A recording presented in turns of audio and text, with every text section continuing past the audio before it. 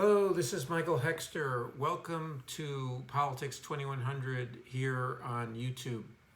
So today I'm calling this episode Ivermectin Becomes a Badge of Right-Wing Willful Defiance, the decades-long culture of the right wing. So I'm trying to with this video, I'm annotating or responding to a couple bits of news that at least came to my attention in the last couple days, but also just more generally to draw together the thread that I've been developing here on Politics 2100 about the culture of the right wing, or the political motivational core. Culture is maybe the wrong word, because culture is being used in all kinds of ways to imply something that's trivial or either below or beneath or above or beside politics. And what I'm trying to point out is something that's central to politics. So it's a central motivating factor in right-wing thinking, ideology, action, and needs to be understood in some detail to really, or at least with some clarity, in order to effectively combat and expose the right wing and what they're doing. So anyway, so ivermectin is, this deworming drug that is used for both livestock and human beings, and it has become, like hydroxychloroquine was used earlier on, a sign or a symbol of a defiance. And these are my words, but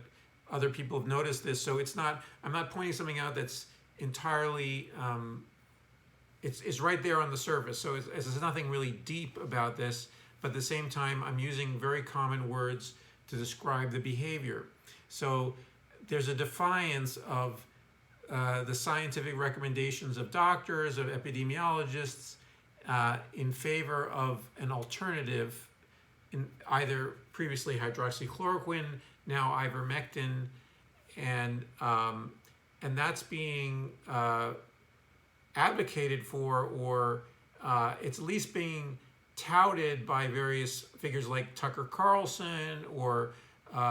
Glenn Greenwald, who has become a right-wing figure, pretty much, and for that matter, Jimmy Dore, who also has gone from left to right, pretty much now tilting toward the right, and while still trying to pretend that he's on the left. But anyway, so we have figures saying that they're taking ivermectin instead of getting vaccinated. We have not just figures, we have well-known celebrities.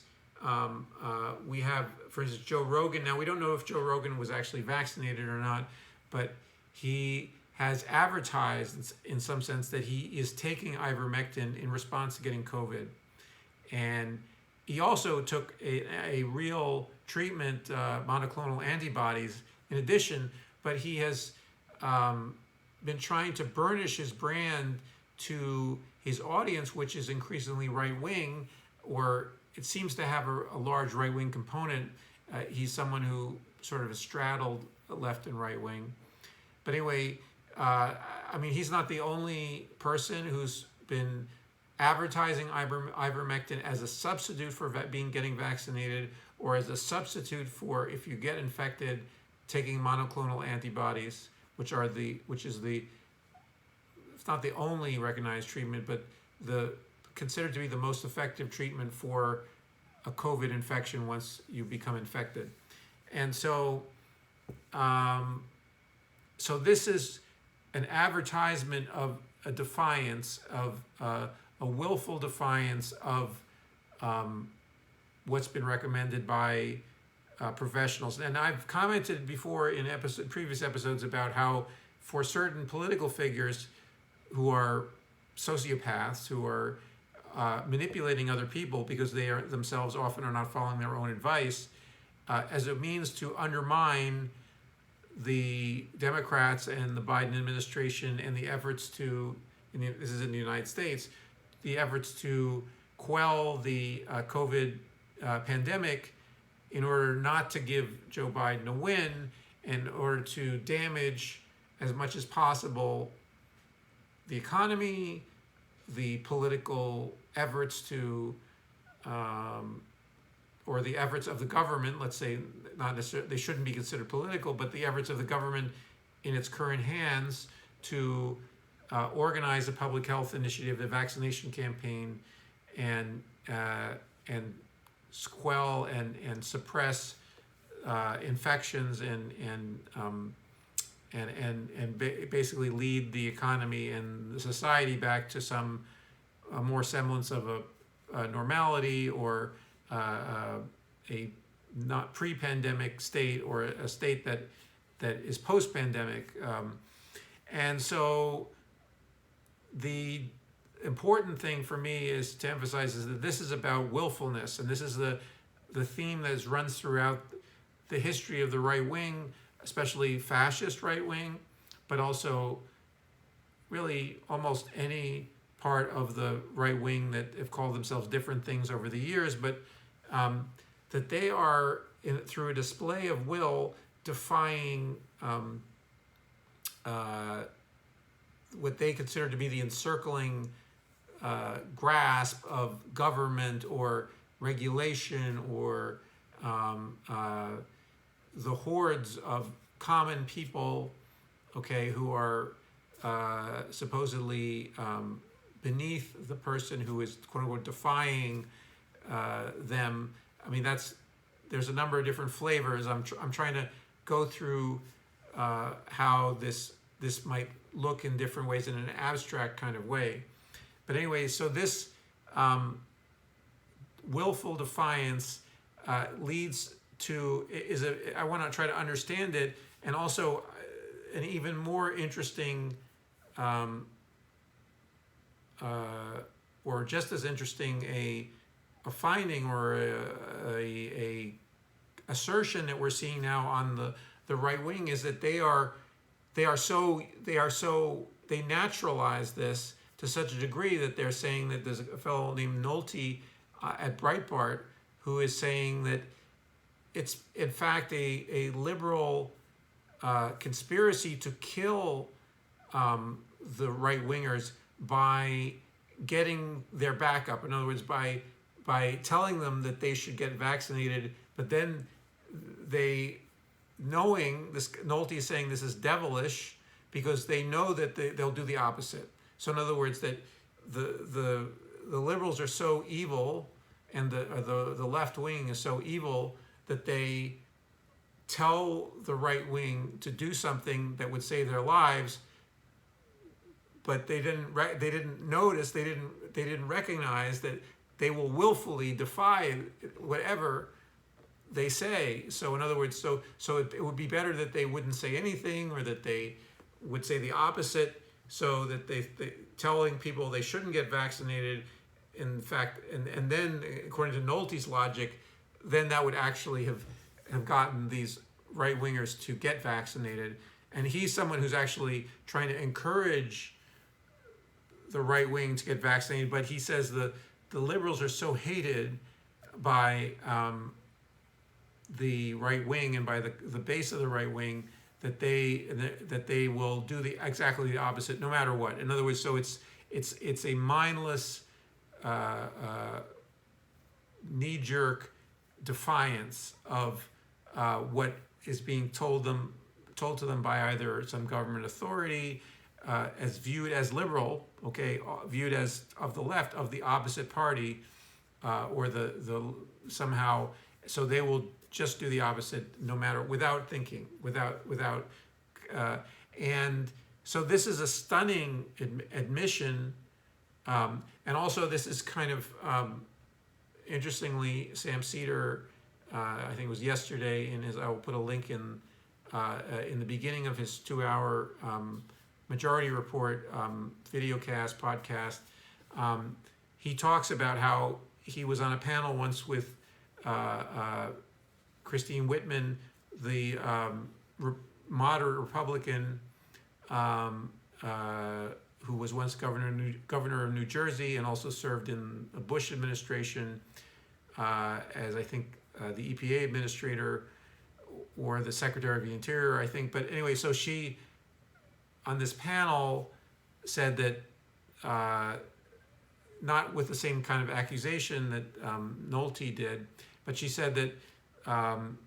climate denial is a function of, basically on the right wing, is a function of the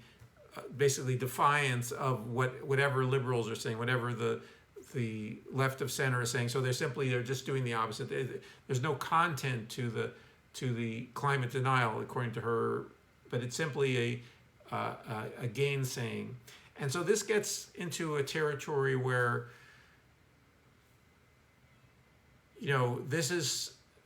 let's think about what kind of, so what is the person that is doing this defying? What are they thinking, and how can they possibly be able to do this to a point where they could kill themselves? Okay, to the point where they will do something that's damaging to themselves,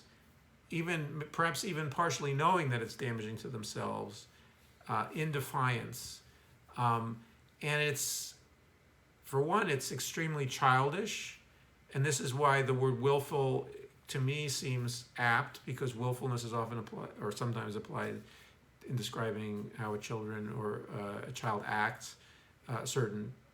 point in time, and so it's very dependent, very and very denying of any reality. So living only in this relationship to someone else, not being able to test reality in any form or other, not being able to take in facts and make a reasonable judgment on your own based on some facts, which is what's being asked actually. So do the research is kind of, it's a phony appeal, because the people who say that often know that the people they're saying it to are people who are incapable or do not want to do research. They do not want to be able, or they don't have the ability, or there's a number of different takes on it, but they're not able to take in facts and then make a judgment. So in this case, facts about themselves, like literally they could open a newspaper and find evidence of the effectiveness of vaccines, and very little, and they have to look hard to find any assertions that ivermectin is going to help them out with COVID. And so they're so focused on, they don't have the tools anymore to test reality. They're adrift in a world where they're in this struggle in their minds with this hated other person or entity or whatever it is that they're constantly, and this is what you see sometimes in children and what have you, that are battling their parents for either a reasonable reason or a not so reasonable reason, but anyway, but that they're in a struggle with someone that is kind of a caretaker slash adult figure of some kind, or authority figure, and that they're saying no, I'm doing the opposite. I'm going to do the opposite of what you say. So, and this kind of is even, we can even look at, for instance, what the Republicans are doing right now with the U.S. economy, and it's the exact same thing in some way. I mean, it's not the same thing, but they are trying to tank the Republican leadership in Congress, is trying to tank the economy. Now, there are people who say, well, the Democrats are allowing them to do this because of their complicity, their inability, their lack of will themselves to undo the filibuster, to get rid of the filibuster, and to pass a straight debt ceiling bill, and or to do this other thing called mint the coin. Okay, so mint the $1 trillion coin, so they could solve this issue themselves without referring to the Republicans. But the Republicans are playing this role, and they feel entitled to this role of being defiant children. Okay, and so we come to this situation where I think Democrats should talk publicly about this childishness, and they're getting close to it, I think, but they're still the Democrats, and so in some sense this video is oriented toward the Democratic leadership not recognizing this level of childish defiance and willfulness in the Republicans from the leadership down, and acting accordingly, acting like, well, no, they can't be partners in governing. They can't really, not pretending anymore that they can be your bipartisan friends, okay? And they're, unfortunately, they don't have the vocabulary, and I don't know if they can use this vocabulary that I'm using here, but they need to at least act as if these people are cutting off their nose to spite their face. They're, I think Emma Vigeland did a nice, physical metaphor in, I think it was today's Majority Report, where they're swinging, they're landing a punch, and it's coming back and hitting them in the face. And so this kind of a political orientation needs to be exposed and needs to be called out for what it is, and it can't be dressed up in the robes of Republicans past, or your illusions about Republicans past. It needs to be exposed to the world, okay? And so this video is an effort to do that, and I will put links in the description box to the piece by Nolte where he blames Democrats for telling the right wing to get vaccinated as being actually the devilish opposite of that request, because of this culture of, and I'm going to probably do another video where I bring in, it's kind of a more psychoanalytic viewpoint on it, or because it's very troubling, and it's weird irrationality that leads adults to do things that are self-defeating in such a way, and they're also, on the other side, the Democrats are also acting in a self-defeating manner, but it's not the same level, okay? There are two levels of self-defeating, and it's more adults being self-defeating for reasons that are corrupt and dangerous, but it's not the same primitive or young childishness that we're seeing from the Republicans and from the Republican base. So in any case, if you like this video, please like it, and if you are enjoying the content on Politics 2100, please subscribe, and I hope to see you in the next video.